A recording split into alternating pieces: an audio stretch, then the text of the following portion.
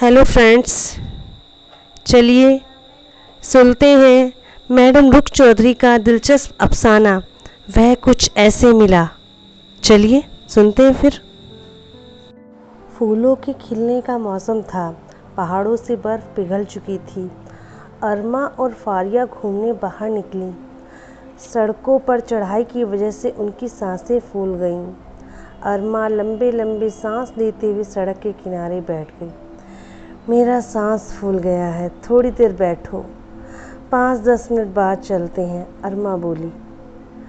जब इस तरह हार जाती हो तो मेरे साथ मत आया करो, कितना ख़राब लगता है जब तुम यूँ बूढ़ी औरतों की तरह बैठ जाती है। आते जाते लोगों की नज़रें पड़ती होंगी तो क्या सोचते होंगे, पगली, यह सड़क है, कोई गार्डन नहीं। फारिया गुस्से से कह रही थी। थक गई हूँ यार, ज़रा सांस तो लेने दो, इतनी चढ़ाई चढ़ने की आदत नहीं है मेरी। अरमा हाथ जोड़ते हुए बोली। अब उठो भी जल्दी। अरमा ने उनका हाथ पकड़ा और ज़बरदस्ती उठा दिया, वरना वह तो बैठना चाहती थी। कल से मैं तुम्हारे साथ नहीं आऊँगी। फारिया ने उसे घूरते हुए देखा। तुम इस तरह रास्तों में बैठ जाती हो, पता नहीं तुम्हें आज कल के लोग सरेआम बदतमीज़ियाँ करते हैं और छेड़छाड़ करने से भी नहीं चूकते। फारिया दाएं बाएं देखते हुए बोली। अचानक कोई उनके पीछे से जॉगिंग करता हुआ निकल गया। गहरे नीले रंग का सूट, ऊंचा लंबा नौजवान कितना खूबसूरत था। वह उसे जॉगिंग करता हुआ देखती रही। यार, इतनी टाइमिंग और हमारी टाइमिंग कितनी मिलती हुई है। हम कभी भी बाहर निकले इससे सामना हो ही जाता है। लगता है सारे दिन ही सड़कों पर घूमता रहता है। फारिया ने उसकी तरफ इशारा करते हुए कहा। वह पल पल दूर होता हुआ जा रहा था। अचानक अरमा फिर बैठ गई। अरे अरे, यह तू क्या कर रही है? फारिया जल्दी से बोली। मैं थक गई हूँ, उस जालिम लड़की ने मुझे बैठने भी नहीं देती, अरमा मुंह बनाकर बोली। फारिया दांत भींचकर कह रही थी, मगर अरमा पर कोई असर नहीं पड़ रहा था। वह तो लंबे लंबे सांस ले रही थी। फारिया बुरा सा मुंह बनाकर पास के टीले पर चढ़ गई। टीले के पीछे वह जैसे हैरान रह गई कि जिस नौजवान को वह सड़क पर छोड़ आई थी वह अब टीले के पीछे था, मगर थोड़ी देर में ना जाने कहाँ गायब हो गया था। तुम क्यों चक्कर काट रही हो? इधर उधर क्या ढूंढ रही हो? फारिया ने पूछा और अरमा की निगाहों का पीछा करने लगी। यार, मैंने अभी अभी उसी नौजवान को देखा, अब पता नहीं कहाँ गायब हो गया है, अरमा ने कहा। यार, यह तुम्हारा वहम है, यहाँ तो कोई भी नहीं है, फारिया ने कहा। मुझे पता है तुम्हें मेरी बात का यकीन नहीं आएगा, अरमा झुंझुलाकर बोली।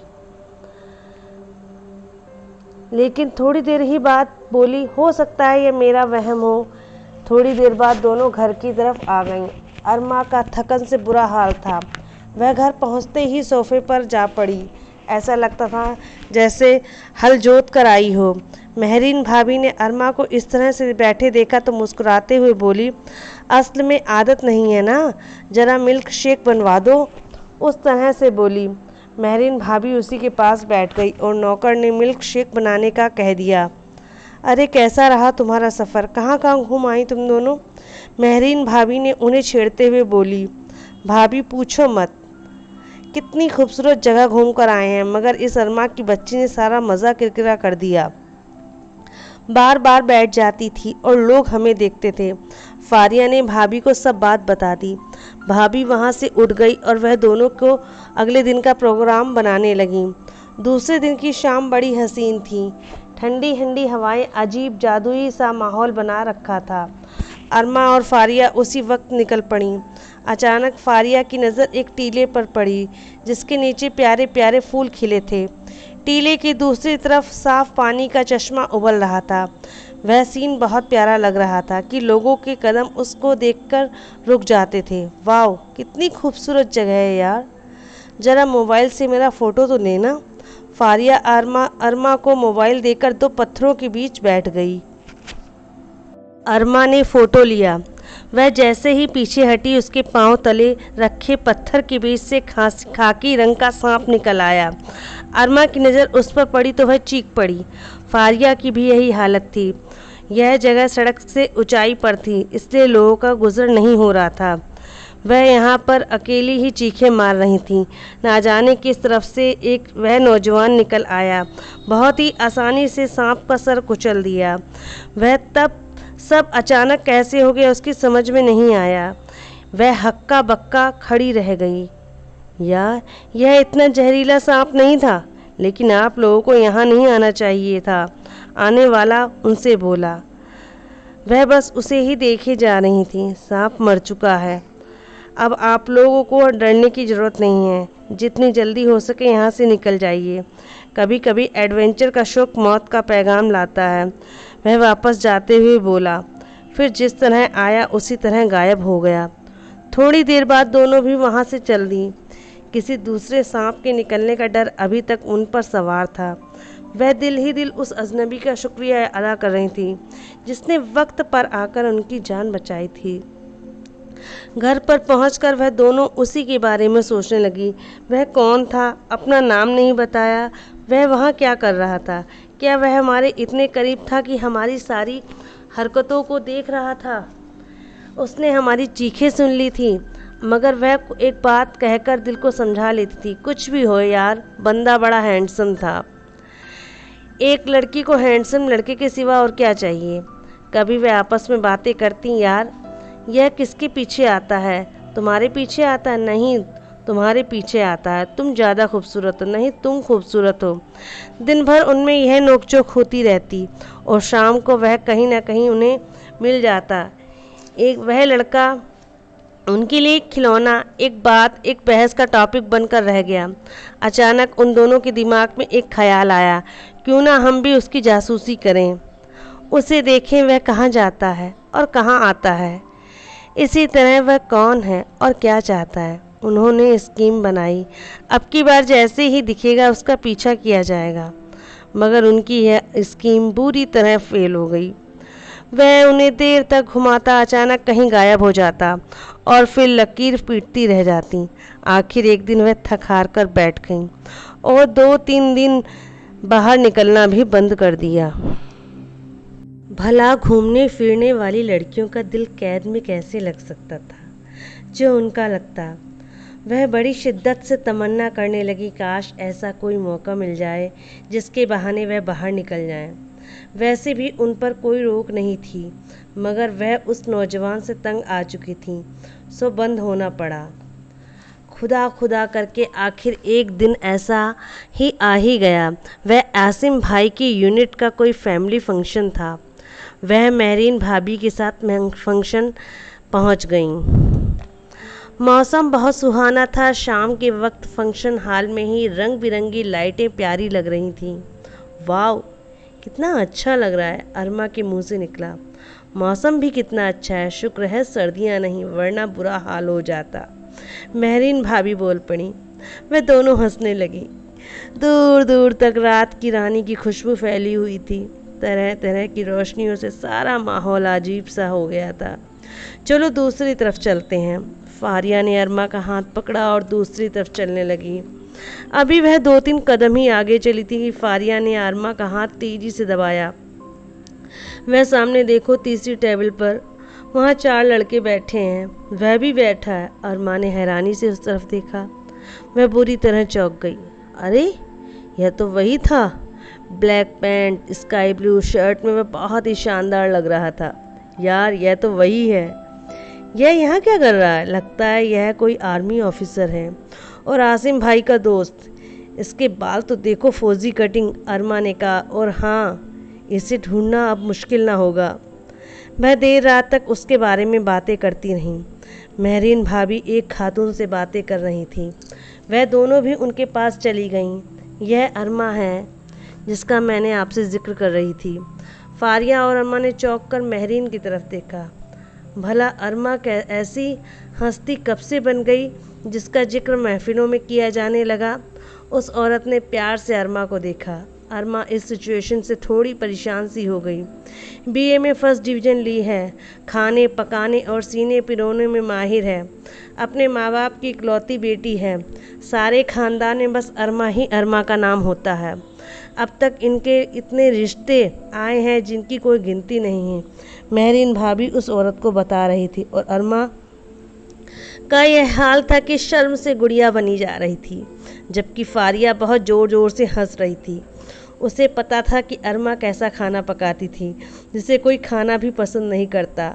और रही बात रिश्ते की, तो आज तक उसकी सुस्त और काहिली की वजह से किसी ने रिश्ता नहीं मांगा था। खुदा खुदा करके अरमा की जान छूटी और वह औरत उसके दो एक सवाल करके अपना बैग उठाकर एक तरफ चल दी। पार्टी ख़त्म हो गई और सब घर आ गए। अरमा, तुम्हें मिसेस दानियाल कैसी लगी? वह अपने इकलौते बेटे के लिए रिश्ता ढूंढ रही हैं। हमारी तो बड़ी तमन्ना है कि तुम्हारा वहीं रिश्ता हो जाए, महरीन भाभी कहती रही और अरमा का दिमाग खराब हो गया। उनका मुंह बन गया। उसे अपनी शादी की बातें अच्छी नहीं लग रही थीं। अरमा और फारिया ने शॉपिंग का प्रोग्राम बनाया। छोटी मोटी शॉपिंग करके वह एक किताबों की दुकान में आ गई। अरमा एक बड़े से रैक में रखी किताबों को देखने लगी। अचानक उसकी नज़र साइड पर लगे शीशे पर पड़ी। नीली जींस पहने और नीली शर्ट पहने वह वही था। वह बड़े गौर से किताबें देख रहा था। अरमा ने फारिया के कान में कहा। उसने भी मुड़कर देखा। लगता है यह हमारी गाड़ी का पीछा करता यहाँ तक आया है, अरमा ने कहा। यह भी हो सकता है कि यह किताबें लेने आया हो, फारिया ने भी अपनी बात कही। आज इसका पीछा ज़रूर करना है, अरमा ने कहा। वह दो एक किताबें लेकर वहाँ से बाहर आ गई। थोड़ी देर बाद भी कुछ किताबें लेने लिए वह भी बाहर आया। गौर से देखने पर पता चला कि उसने भी वही किताबें ली थीं जो अरमा ने ली थीं। यह देखकर दोनों को लगा दाल में कुछ काला है। वह दोनों उसके पीछे चल पड़ी। वह नाक की सीध में चला जा रहा था। मुझे लगता है इसे तुमसे इश्क हो गया है, तभी तो उसने भी वही किताबें ली हैं जो तुमने ली हैं। वह देखना चाहता है कि तुम कैसी किताबें पढ़ती हो, फारिया ने कहा। और अरमा दांत पीसकर रह गई। चलते चलते उसका बुरा हाल हो गया, मगर वह नौजवान कहीं रुकने का नाम ही नहीं ले रहा था। अचानक मौसम बदला और आसमान पर बादल छा गए। आंधी चलने लगी, मोटी मोटी बूंदें गिरने लगीं। अब उनका पीछा करने से ज़्यादा टैक्सी की फिक्र थी उन्हें। एक जगह वह दोनों को सर पीटता छोड़ गया। अब कोई भी उनका नाम नहीं लेगा, ठीक है? थकी हारी अरमा और फारिया ने फैसला किया। बारिश तेजी से शुरू हो गई। उनके पास न छतरी थी और ना ही बचने का कोई ठिकाना था। वह भीग रही थी और बारिशरा रुकने का इंतज़ार करने लगी। वह किसी को फ़ोन करके बुला भी नहीं सकती थी। उन्हें डर था कि यहाँ आने के सवाल पर वह क्या जवाब देंगी। अचानक उनके सामने एक टैक्सी आकर रुकी। टैक्सी वाला बूढ़ा आदमी था। वह जल्दी से टैक्सी में बैठ गई, मगर उनको डर लग रहा था, इसलिए उनकी आंखें पूरी उन्होंने खोल रखी थीं। थोड़ी देर बाद उनका घर आ गया। वह थोड़े गैप पर उतरी। अरमा टैक्सी वाले को किराया देने लगी। उसने कहा, आप लोगों का किराया अदा हो चुका है। कैसे अदा हो चुका?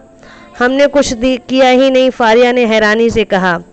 जो साहब हमें मेन रोड से लाया था उसने किराया भी दे दिया, बूढ़े ने कहा। अच्छा बाबा, ठीक है। वह झुंझलाकर घर की तरफ चल पड़ी। आज जैसा तो उनके साथ कभी नहीं हुआ। उनकी समझ में नहीं आ रहा था यह क्या हो रहा है। घर में अजीब ही माहौल था। आसिम भाई का गुस्से के मारे बुरा हाल था। उनके आते ही वह फट पड़े। कहाँ गई थी? शॉपिंग। शॉपिंग इतनी देर तक होती है? ऊपर से फ़ोन भी बंद कर रखे हैं। लगा लगा कर परेशान हो गया हूँ। मौसम के असर से ज़्यादा आसिम भाई का गुस्सा उन्हें बुरा लग रहा था, मगर वह कर भी क्या सकती थी। गलती उनकी ही थी, सो चुप थी। और फिर आसिम भाई ने अपना फैसला दे ही दिया। आइंदा से तुम लोग कहीं नहीं जाओगी, तुम्हारा बाहर निकलना बंद। अपना फैसला सुनाकर वह बाहर निकल पड़े। महरीन भाभी उन्हें रोकती रह गईं। महरीन उन्हें समझाने लगी, कोई बात नहीं, जो हुआ उसे भूल जाओ, उनका गुस्सा जल्दी उतर जाएगा, दिल छोटा ना करो। मगर उन्हें लग रहा था जो हुआ वह भुला नहीं जा सकता। आज का दिन उनकी ज़िंदगी का सबसे ख़राब दिन था। सबसे बड़ी और सबसे अच्छी बात यह थी कि आसिम भाई को सच्ची बात का पता ना चल सका, वरना फारिया के ख्याल में उनका कत्ल ही कर दिया जाता। कुछ दिनों बाद उन दोनों के सामने ने घर जाने का प्लान बनाया। आसिम भाई और मेहरीन भाभी को पता चला तो वह रोकने लगे, मगर यह लड़कियां थीं जिसका मन बना लिया वह ही करना था, सो उनको इजाज़त देनी ही पड़ी। वह घर आ गईं।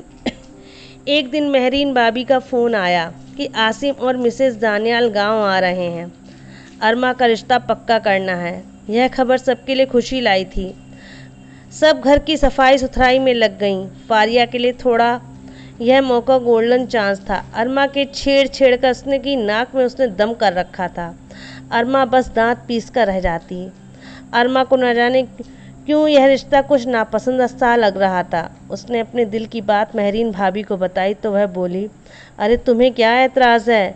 मिसेस वजाहत का लड़का पढ़ा लिखा और हैंडसम है, क्या कमी है उसमें? और दूसरी बात यह है कि मिसेस दानियाल ने तुम्हें पसंद किया है और हमने उन्हें ज़बान दी है।